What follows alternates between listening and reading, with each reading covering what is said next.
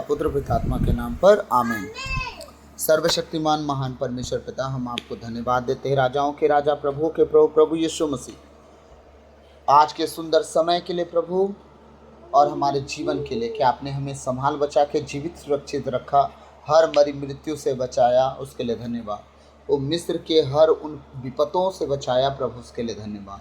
प्रभु हम धन्यवाद देते हैं हमारे जीवन के लिए, हमारी परिस्थिति के लिए, हमारे हर एक कमी घटी को आपने जो पूरा किया, उन सब बातों के लिए हम धन्यवाद देते हैं। पिता हम धन्यवाद देते हैं आज के सुंदर दिन के लिए, हमारे जीवन के लिए, हमारे इस परिवार के लिए, जितने ऑनलाइन हैं उन सब के लिए प्रभु, कि आपने उन्हें संभाला, बचाया, जीवित सुरक्षित रखा और अचानक मरण से बचाया, उसके लिए धन्यवाद। पिता आज के हम पवित्र वचन में जा रहे हैं प्रभु, मेरे मुख पर पहरा बिठाइए, मेरे होठों के द्वार की रखवाली कीजिए, मेरी ज़बान को मसा कीजिए, गले को मसा कीजिए प्रभु। आज का वचन मैं नहीं वरना आप अपनी आत्मा के द्वारा जो प्रभु हर एक के जीवन में है, उनके द्वारा आज का वचन परमेश्वर आप घोषित करें, ताकि आज अपने उस हर आज्ञा पालन के अंतिम चरण पे हैं परमेश्वर, उसके अनुसार एक एक जन परमेश्वर चले और उसका जीवन बदले, इस योग बनाना। पिता मैं प्रार्थना करता हूँ आज का वचन 100 गुना फलों को लाए हर एक के जीवन में, सुनिए और दया से ग्रहण कीजिए।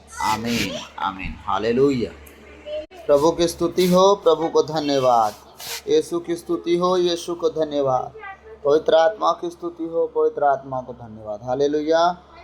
तो आज हम वचन में जाएंगे निर्गमन ग्रंथ अध्याय 19 पद संख्या 1 से 8, और आज का वचन सब ध्यान से सुनेंगे। जितने दिनों से मैंने आप सबको वचन सुनाया, उसके नियम, उसके आज्ञा, उसके नियम, उसके आज्ञा, उसके नियम, उसके आज्ञा का पालन करो, पालन करो, पालन करो, मानो उसके अनुसार चलो। आज उसका प्रतिफल आप सबके जीवन में ये वचन शायद दिखा दे। ठीक है, किसके बाद क्या होगा। हालेलुया। अब हम आते हैं प्रभु यीशु के पिता परमेश्वर के पवित्र आत्मा के सिखाए कहे अनुसार सब बातों को देखने के लिए, और ये छोटा सा एक नमूना रहेगा हमारे जीवन को सब कुछ बदल देने के लिए। निर्गमन ग्रंथ अध्याय 19 पद संख्या 1 से 8, विधान की प्रतिज्ञा, पेज नंबर 98, पुराना विधान। मिस्र देश से निकलने के ठीक 3 महीने बाद इजरायली सिनाई की मरुभूमि पहुंचे। कहाँ पहुंचे इजरायली? सिनाई की मरुभूमि में।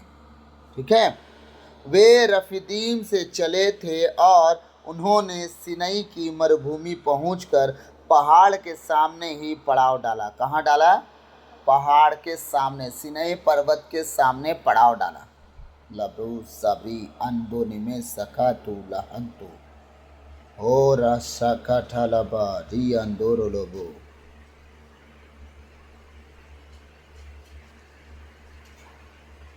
वे रफीदीम से चले थे और उन्होंने सिनाई की मरुभूमि पहुंचकर पहाड़ के सामने ही पड़ाव डाला। कौन से पहाड़ के सामने? सिनाई पहाड़ के सामने। मूसा ईश्वर से मिलने के लिए पर्वत पर चढ़ा और ईश्वर ने वहां उससे कहा। देखिए, मैं पूरा डिटेल में पढ़ के इसलिए सुना रहा हूँ कि शुरू से आपको बताऊं कि असल में क्या हुआ। मैं नीचे का लास्ट वचन पढ़ दूंगा तो आपको समझ में नहीं आएगा कि परमेश्वर ने मूसा से कब कहा, क्या कहा, इसीलिए पूरा समझा रहा हूँ। मूसा ईश्वर से मिलने के लिए पर्वत पर चढ़ा। कौन से पर्वत पर चढ़ा मूसा? सिनाई पर्वत पर। जो भी नियम आज्ञा कहाँ से मिले? सिनाई पर्वत से मिले। सिनाई पर्वत भूलिएगा नहीं। मोरिया पर्वत पर कौन था? अब्राहम अपने बेटे को बलिदान करने गया था। वही मोरिया पर्वत पर राजा सुलेमान परमेश्वर का भवन बनवा दिया। आज उसको हम इज़राइल के नाम से जानते हैं। हालेलुया।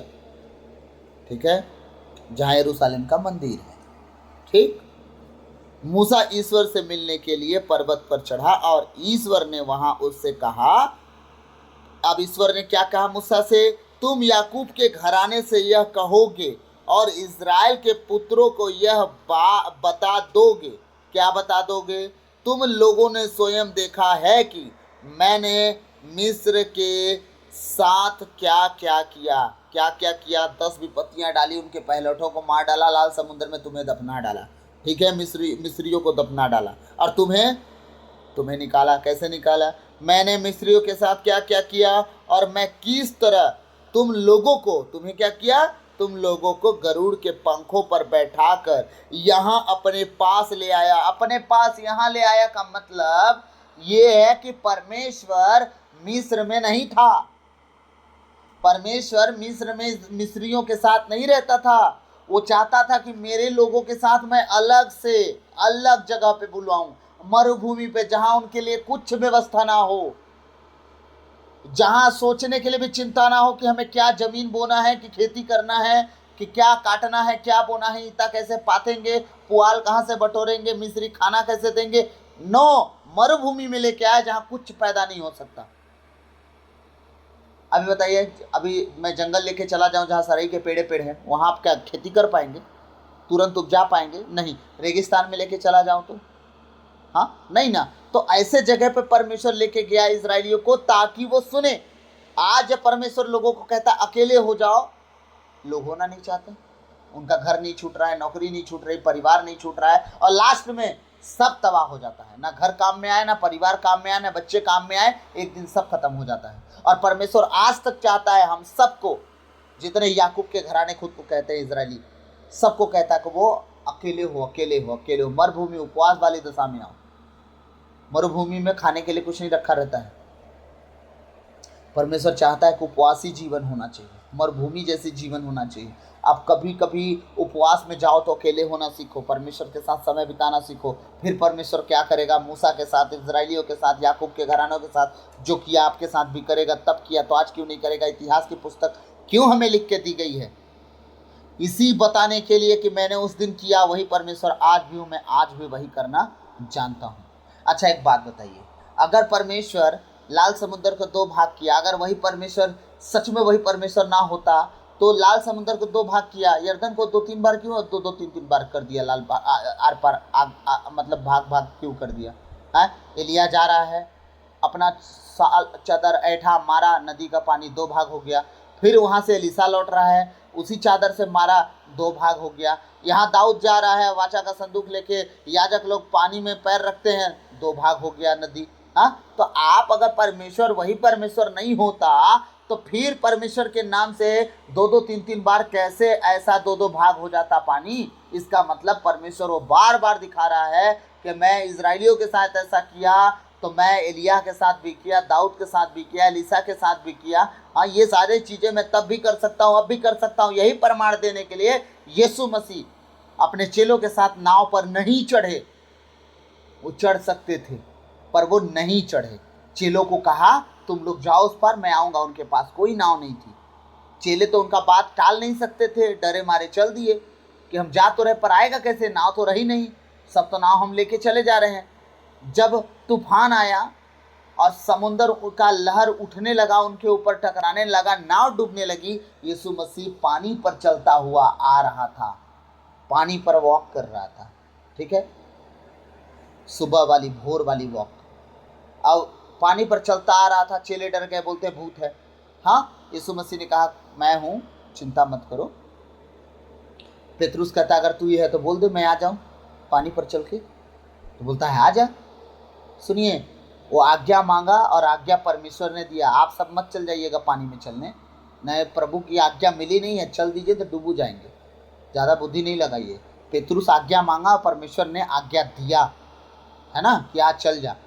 जब चला, समुद्र का लहर देख के डर गया। आज भी हम चलते तो हैं प्रभु के रास्ते पर, दुनिया की चिंताएं, इधर की बातें, उधर की बातें, पड़ोसी क्या बोलेगा, फलाना क्या बोलेगा, देख देख के हम डर जाते हैं और डरने के बाद हम भी डूबने लगते हैं अपने जीवन परिस्थिति में। अब बताइए, नाव पर चढ़ा यीशु मसीह, समुद्र का लहर और पानी और हवा, तूफान, क्या यीशु ने डांटा या नहीं डांटा? और डांटा तो क्या वो थमी कि नहीं थमे, कि चलते रहे? थमे ना। इसका मतलब यह है कि उन दिनों में जो हुआ आज भी हो रहा है यीशु मसीह के नाम से, यीशु मसीह के करे अनुसार। उस दिन नहीं, पुराना विधान में सिर्फ नहीं, नए विधान में भी हुआ। इसीलिए इतिहास की पुस्तक हमें दी गई है कि देखो मैंने क्या क्या कर दिखाया है और आज भी करने के लिए सक्षम हूँ। परमेश्वर कह रहे हैं कि मैंने इजराइल मिस्रियों के साथ क्या क्या किया ये तुमने स्वयं देखा है, और मैं तुम्हारे साथ क्या किया ये तुमने स्वयं देखा। मैं गरुड़ के पंखों पर बैठा के तुम्हें बाहर निकाल दिया मिस्र से। कैसे निकाला? लाल समुद्र का 2 भाग कर दिया। गरुड़ के पंखों के ही बात ना हुई? हाँ, गरुड़ का पंख तुम्हें सबको बैठा के उड़ा नहीं सकता था। लाल समुद्र को 2 भाग कर दिया, 20 लाख लोग पैदल चल के निकल गए। तो गरुड़ का पंख ही ना होगा कि उड़ा के ले जाएगा? हाँ, उस मिस्री से, उस फिरौन से तुम्हें निकालने वाला कोई ताकत नहीं था, मैं ही था जो तुम्हें गरुड़ के पंखों पर बैठा के निकाल दिया। तुम लोगों ने स्वयं देखा है कि मैंने मिस्र के साथ क्या क्या किया और मैं किस तरह तुम लोगों को गरुड़ के पंखों पर बैठाकर यहाँ अपने पास ले आया। कहाँ ले आया? मरुभूमि में। कहाँ ले आया? सिनै पर्वत पर। कहाँ ले आया? जहाँ वो बैठ के इंतजार कर रहा था।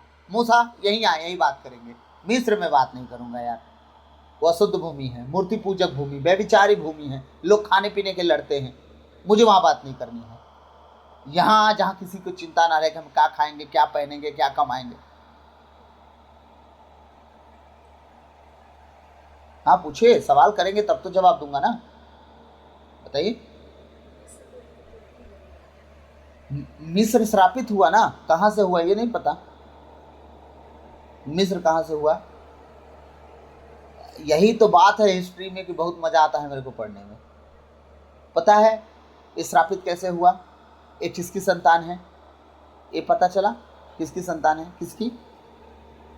नूह के उस बेटे की संतान है जो अपने बाप को नंगा देखा था और नूह ने उसे श्रापित किया था।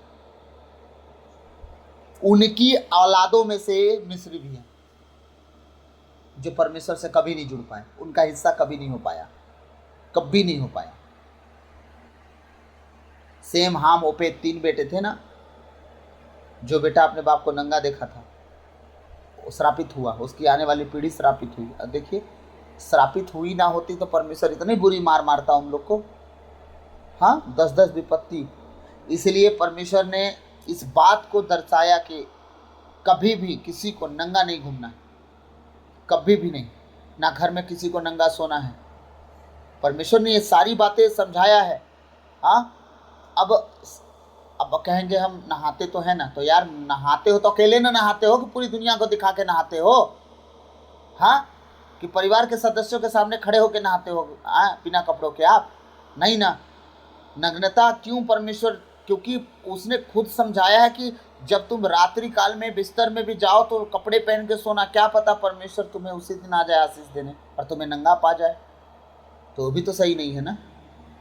हाँ, तन के लिए अगर कपड़ा जरूरी ना होता तो परमेश्वर ने जब आदम और हेवा को अदन की वाटिका से निकालने वाला था तो मेमना बलि किया और उसके कपड़े चमड़े को पहनाया, क्योंकि महिमा में वाला स्वरूप जो था उतर चुका था, उनका महिमा में वस्त्र उतर चुका था, शरीर का वस्त्र धारण कर लिए थे, शरीर में नग्नता दिख रही थी, वो जिंदगी भर जानवरों की तरह नंगे घूमते। इसलिए परमेश्वर उन्हें तन ढका ताकि तुम भी जानवरों की तरह ना जीने लगो। तन ना ढका रहता तो फिर वही सिस्टम बना रहता, जैसे आज कुत्ते, गाय, भैंस, बैल, बकरा जो कर रहे हैं, इंसान भी करता। इसलिए तन ढकना जरूरी है, नग्नता ढकना जरूरी है, और किसी के पाप का कारण ना बने, इस कारण परमेश्वर ने इन सब बातों को समझाया है। यही कहानी नूह के बेटे के साथ घट गई। जब बेटा उसका देखा कि मेरा बाप नंगा है तो वो नंगापन को देखा, नाक की आंख बंद करके पीछे भागा और देख के अपने भाई को बताने गया। और उसके जब भाई लोग आए तो पीछे मुड़ के आए, अपने बाप के पास सामने से नहीं आए। जब दूर से देखे कि मेरा बाप वहां पे है तो वो लोग पीछे मुड़ के चादर लेके पीछे पीछे उल्टा पांव चल के अपने बाप को ढकने के लिए। वो दोनों बेटे ब्लेस हुए, लेकिन जो देख के गया वो श्रापित हुआ। इन सब बातों को समझना है। यहाँ ये बताइए, इसमें नूह की गलती नहीं थी कि दारू पी के पड़ा है वो? उसके भी तो बच्चे हैं, बहू हैं, उसको भी शर्म आनी थी ना। लेकिन देखिए उसके मुंह से जो निकला अपने बेटे के लिए वो श्राप लग गई। अगर वो नहीं कुछ बोला होता श्रापित ना हुआ होता, लेकिन वो अंगूरी पी के मतवाला हुआ। और अंगूरी पीने से क्या क्या आते हैं? व्यभिचार। व्यभिचार ना आता तो नंगा पड़ा रहता बालू में कि अब तो दुनिया में कोई नहीं है, घमंड से फूला हूँ मैं, अब तो मैं हूँ बस दुनिया में और कोई है नहीं। घमंड में फूल गए वो, अब पड़े हैं, ठीक, नंगा पड़ा है। दूसरी बात, मतवालापन। कोई फर्क नहीं पड़ता कौन मुझे क्या सोचता है, कोई है ये नहीं क्या सोचेगा। मतवालापन आया, घमंड कि अब धरती का मालिक मैं हूँ, आया कि नहीं आया नूह में? अब गुस्सा, अगर ना आता तो अपने बेटे को श्राप देता? दारू पीने के इतने फायदे हैं, ले लो। अंगूरी पी के मतवाला बना, यही फायदा था नूह के लिए। और जितने पीते हैं उनका जीवन देख लें, क्या क्या फायदे हैं उनके साथ। हाँ, हालेलुया। प्रभु कह रहा है कहाँ लेके आओ? सीनै पर्वत पर, मैं तुम्हारा वहां इंतजार कर रहा हूं। परमेश्वर उन्हें बुला ले आया। ठीक है, यदि तुम मेरी बात मानोगे और मेरे विधान के अनुसार चलोगे तो तुम सब राष्ट्रों में से मेरी अपनी प्रजा बन जाओगे। क्या हो जाओगे? दुनिया के सारे राष्ट्रों में से, दुनिया के सारे राष्ट्रों में से, दुनिया के सारे राष्ट्रों में से, चाहे वो मिस्र हो, चाहे कनान हो, अरे सॉरी, मतलब जो भी हो, हित्ती हो, परिजी हो, अबीसी हो, जो हो, उस समय जो अमीर थे, धनाढ्य थे, धुरंधर थे, जो इजरायलियों से कहीं ज़्यादा महान थे, उन सबको परमेश्वर नहीं बोला। वो सिर्फ उनको बोला जिनके पास कुछ नहीं था, अपना कहने के लिए भूमि पर पैर रखने के लिए जमीन तक नहीं थी। अब परमेश्वर क्या बोला? यदि तुम मेरी बात मानोगे। अब देखिए, हम वापस फिर उन आज्ञाओं और नियमों में आ रहे हैं। लास्ट टाइम कि तुम मेरे नियम को, मेरी आज्ञाओं को, मेरे विधान को मानोगे तो क्या हो जाएगा? यदि तुम मेरी बात मानोगे और मेरे विधान के अनुसार चलोगे तो तुम सब राष्ट्रों में से मेरी अपनी प्रजा बन जाओगे। अपनी प्रजा। और जब आप परमेश्वर की प्रजा बन जाएंगे, कोई है माई का लाल जो आपको हाथ लगा दे? अब मोदी के, हमारे जो प्रधानमंत्री मोदी जी हैं, उनके बॉडीगार्ड को आप हाथ लगा सकते हैं जाके? पहले तो वही धर के कूटेगा, और वो नहीं सकेगा तो प्रधानमंत्री पूरा फोर्स लगा दे। तेरी हिम्मत कैसी हुई मेरी प्रजा को छूने के लिए? ये मेरा अंगरक्षक है ना? आप सोचिए, वो अंगरक्षक है, उसको हाथ नहीं लगा सकते, तो अब सोच के देखो, जिसे वो अपना कह दे कि मेरी, मतलब खुद की, उन अंगरक्षकों का तो ट्रांसफर भी हो सकता है, वो जा भी सकते हैं, है ना? प्रधानमंत्री चेंज हुआ, लोग चेंज हो गए कि नहीं हो गए? लेकिन परमेश्वर कहता है ये मेरी अपनी प्रजा, मतलब अब इनका पूरा देखभाल लेखा मेरा काम है। अब जब परमेश्वर ऐसे कह दिया तो वो आँख की पुतली बन गए। अब उनका चेहरा परमेश्वर के हाथ के गदेली पे है। अब वो क्या करता है? तुम्हारे चेहरे को मैंने अपने हाथ की हथेली पर गोद रखा है, तो मेरे आँख की पुतली, जो तुम्हें हाथ लगाएगा मेरी आँख की पुतली को हाथ लगाएगा, और आँख की पुतली को हाथ लगाने वाला परमेश्वर सामने बच जाएगा? कभी नहीं, क्योंकि समस्त पृथ्वी मेरी है। सारी पृथ्वी, परमेश्वर कह रहा है, मेरी है, और सारी पृथ्वी पर तुम मेरे ही राष्ट्र कहलाओगे। समस्त राष्ट्र को छोड़कर मैं तुम्हें अपनाऊंगा और किसी को नहीं। हालेलुया।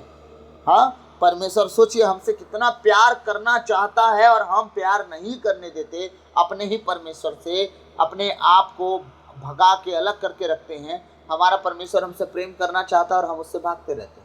हम नहीं चाहते उनसे प्रेम करें। अगर हमारा परमेश्वर हमसे प्रेम करना चाहता है और सच में हम उसकी सहभागिता में जुड़ जाएं, क्या करना है? उसके नियम और आज्ञा का पालन करना है, मात्र सही रास्ते पे चलना है, जो वचन कहता है मान लेना है। फिर परमेश्वर आपको अपने लोगों में, आपके घरानों में, आपके परिवारों में, आपके मोहल्लों में, आपके गांव में, आपके देश में, आपके राज्य में, हर जगह आपको ऊंचा उठाता जाएगा। कभी किसी ने कभी आपके बारे में सुना ना होगा, पूरी दुनिया आपको देखना शुरू कर देगी, इतना ऊंचा उठाएगा। आमीन। ये परमेश्वर है। आज तक मूसा के बारे में लोग पढ़ रहे हैं, आज तक दाऊद के बारे में पढ़ रहे हैं, आज तक एलिय्याह के बारे में पढ़ रहे हैं, एलीशा के बारे में पढ़ रहे हैं, सामुएल के बारे में पढ़ रहे हैं, दाऊद के बारे में पढ़ रहे हैं। आज तक हर उन व्यक्तियों के बारे में पढ़ रहे हैं जिसे परमेश्वर ऊंचा उठाया। धनवान नहीं थे नबी लोग, लेकिन सोचिए राजाओं की औकात नहीं थी उनके सामने खड़ा होने की, डर के मारे घुटनों पे रहते थे राजा लोग। ये थे परमेश्वर के लोग। तो परमेश्वर जब ऊंचा उठाता है ना, तो धन और वैभव की जरूरत नहीं होती, वो इतना ऊंचा उठा देता है कि राजा लोग घुटनों पे होते हैं। तो सोचिए औकात आपकी कितनी बड़ी होती है। हालेलुया। तुम मेरे लिए याजकों का राजवंश तथा पवित्र राष्ट्र बन जाओगे। क्या बन जाओगे? राजकों का राजवंश, मतलब याजकों का राजवंश। आपका मतलब यह है कि आप पुरोहितों का घराना बन रहे हो। आप याजक पद वाले बन रहे हो, आप पुरोहितों का घराना बन जा रहे हो। हर एक पुरोहित के घर से आप बन जा रहे हो। और महायाजक कौन है? हमारा प्रभु यीशु मसीह। पहले महायाजक कौन था? मूसा। और याजक कौन था? हारून। अब हारून का जगह हमें मिल रहा है, हर एक को हारून का जगह, और हमारा महायाजक अब मूसा नहीं। हाँ, हमारा याजक महायाजक मूसा नहीं, अब हमारा महायाजक यीशु मसीह है, जो सारे बलिदानों के इकट्ठा चढ़ा के अपने आप को कुर्बान करके चला गया। अब कोई बलिदान नहीं बाकी है, सारे बलिदान को कंप्लीट कर दिया वो। अब मात्र वो धन्यवाद का बलिदान, एक सस्ता सा बलिदान जिसमें ना कबूतर चाहिए, ना 2 पंडुके चाहिए, ना गौरैया चाहिए, और आटा भी नहीं चाहिए। पहले था ना जिसके पास कुछ ना हो, बस इतना ही लेके आ जाए, है ना, अब वो भी नहीं चाहिए। जो सबसे गरीब हो उसके लिए कुछ ना कुछ लाना ही था। अब प्रभु कह रहा है कि बस धन्यवाद तुम चढ़ा दो, उतना भी नहीं कर सकते तो फिर क्या करोगे।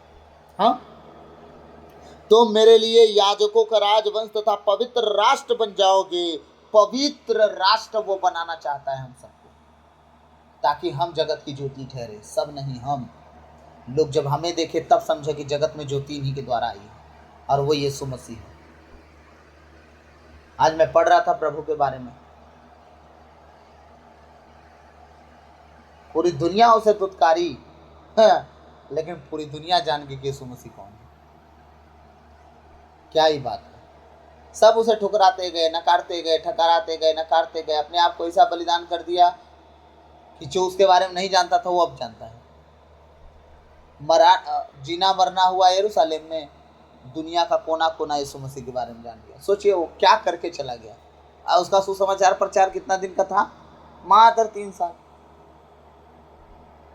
30 साल की उम्र शुरू किया, 33 साल में खत्म करके विदा ले लिया। 3 साल की सेवकाई, सोच लीजिए क्या कर डाला। परमेश्वर का बेटा इसी को बोलते हैं।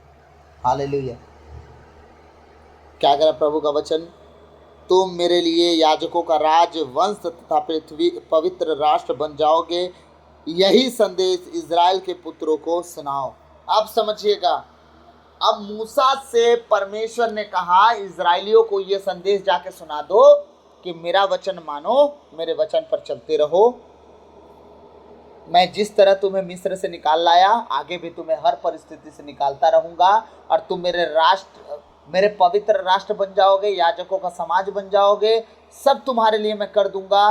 बस यही बात जाके उनको कह दो, सुना दो कि पाप गुनाह से बस दूर रहें, मूर्ति पूजा व्यभिचार से दूर रहें, पवित्रता खराई में चलते रहें, मेरे वचनों से न दाएं मुड़े न बाएं मुड़े। यही बात जाके क्या करो मूसा, उन लोगों को सुना दो, ताकि वो सदा मेरे साथ चलते रहे। जब तक इस्राएली परमेश्वर के साथ चलते रहे, कोई राजा नहीं टिका उनके सामने। लड़ाइयाँ होती हैं, आज देख लीजिए, जब 2 पक्ष में लड़ाई होती है पक्का दोनों पक्ष के लोग मारे जाते हैं, लेकिन रिकॉर्ड था परमेश्वर के लोग नहीं मारे जाते थे। जब तक वो पाप नहीं करते थे, एक भी सेनापति नहीं मारा जाता था। जब वो पाप करते थे तो लाइन लग जाती थी मौतों की, बल्कि इजरायली हारते थे, कभी जीत नहीं पाते थे, और लोग लगातार मारते थे, मरते भी नहीं थे। लेकिन जब ये गलती नहीं करते थे, लड़ने जाते थे, परमेश्वर से पूछ के जब ये मरवाता था तो गाजर मूली टाइप से काटते थे वो लोग। हाँ, और कोई नहीं मरता था इनकी तरफ से, ये परमेश्वर था। और आज भी जब हम अपने जीवन में लड़ाई लड़ रहे हो, अगर गलती नहीं कर रहे हैं, तो सच कहता हूँ परमेश्वर एक भी लड़ाई आपसे हार नहीं देगा। आप हर एक परिस्थिति में, चाहे नौकरी का क्षेत्र हो, पढ़ाई का क्षेत्र हो, बच्चों का क्षेत्र हो, परिवार का क्षेत्र हो, घर संभालने का क्षेत्र हो, हर एक लड़ाई में परमेश्वर आपको जिताते जाएगा, कभी नहीं हारेंगे। आमीन। यही संदेश इज़राइल के पुत्रों को सुनाओ। मूसा ने लौटकर प्रजा के नेताओं को बुलाया, और जो कुछ प्रभु ने उससे कहा था वह सब उसने उनके सामने प्रस्तुत किया। प्रभु ने जितनी बातें मूसा को कही, मूसा ने आकर इजरायलियों को सब बातें कह सुनाई। अब इजरायलियों का डिसीजन क्या था हम सुनते हैं, और हमारा डिसीजन क्या होना चाहिए। आज का वचन, शायद मैं इस विषय में बात ना करूं आगे चल के, अगर परमेश्वर की इच्छा होगी तो करूंगा, नहीं तो मैं चाहता हूं कि आज का ये वचन आखिरी समझ के अपने जीवन में फैसला लें, जो इजरायली लिए थे आप भी ले लें। 8वां वचन कहता है, अब मूसा ने लौटकर प्रजा के नेताओं को बुलाया। किसको? प्रजा के सारे नेताओं को बुलाया। सब पर नेता बना के रखा था, क्योंकि सुबह से शाम तक मूसा को न्याय करते करते थक जाता था वो। तो उसका ससुर सलाह दिया कि काम कर, सबके ऊपर 50-50, 100-100 करके, 1000-1000 करके नेता ठहरा दे। सब नेताओं को बुलाया। मूसा ने लौटकर प्रजा के नेताओं को बुलाया, और जो कुछ प्रभु ने उससे कहा था वह सब उनके सामने प्रस्तुत किया। क्या किया? परमेश्वर ने ये कहा, सब लोगों को बता दिया। अब प्रजा नेताओं का क्या कहना है, प्रजा का क्या कहना, हम सुनते हैं।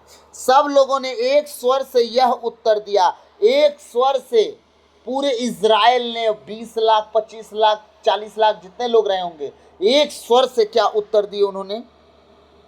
सब लोगों ने एक स्वर से यह उत्तर दिया, ईश्वर जो कुछ कहता है हम वह सब पूरा करेंगे। आमीन। सारे इजरायलियों ने क्या कहा? ईश्वर ने जो कुछ कहा मूसा तेरे से, हमें अलग से जानने की जरूरत नहीं, तेरे ही द्वारा परमेश्वर ने मिस्र से हमें निकाल लाया, लाल समुद्र को 2 भाग किया, हम अभी अभी इसके बड़े बड़े काम देखे हैं। जो कुछ परमेश्वर ने तुझसे कहा उन सारे कामों को हम मानेंगे। ठीक। और परमेश्वर उससे क्या हुआ? आनंदित हुआ, उन्हें लिए चला, हर देश हर राज्य से गुजारा। जो राजा परमेश्वर के लोगों के प्रजा का सामना किए, परमेश्वर उन्हीं को मरवा दिया, भगवा दिया, उनका राज लुटवा दिया, उनकी जमीन जायदाद सब हड़पवा दिया। ये परमेश्वर था। क्यों? क्योंकि उन्होंने लड़ाई छेड़ी नहीं थी, उन्होंने चलने के लिए सिर्फ जमीन मांगा था कि अगर हम पानी भी पिएंगे तो उसका पैसा देंगे, हाँ, अगर अनाज खरीदेंगे तो उसका पैसा देंगे, हम लड़ने नहीं आए, हमें जाने दो, क्योंकि हम कनान जा रहे हैं। हमारी लड़ाई उस श्रापित लोगों से है जो परमेश्वर के विरोध में चल रहे हैं।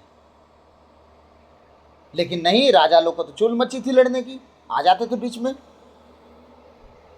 हम तुझे जाने नहीं देंगे। अरे कहते थे रोड रोड पाँव पाँव जाएंगे, एक जमीन के नीचे नहीं उतरेगा हम में से। अगर एक बाल भी तोड़ के गेहूं का खा लिया कोई तो हम उसका पूरा पैसा भरेंगे, और ऐसा होगा भी नहीं। लेकिन नहीं, हम लड़ेंगे। लड़ेंगे तो परमेश्वर क्या किया? कमर बांधो रे, चलो तुम भी लड़ो, और उनको योद्धा बना डाला, जिताता गया, लड़ाता गया, जिताता गया। ये सारी बातें क्यों बता रहा है परमेश्वर? आज तुम्हारी लड़ाई, उस दिन तुम्हारी लड़ाई लहू और मांस से थी, लेकिन अब हमारी लड़ाई लहू और मांस की है ही नहीं। अब हमारा अंधकार की शक्तियों से लड़ाई है, ना हिंदुओं से है, ना मुसलमानों से है, ना ईसाइयों से है, ना किसी और जाति से है, बस लड़ाई शैतान से है। क्या लगता है गैर जाति ही आज लड़ने का विषय बने हमारे लिए? हाँ, आप अपने अपने अपने घराने को देखो, किससे कौन लड़ रहा है।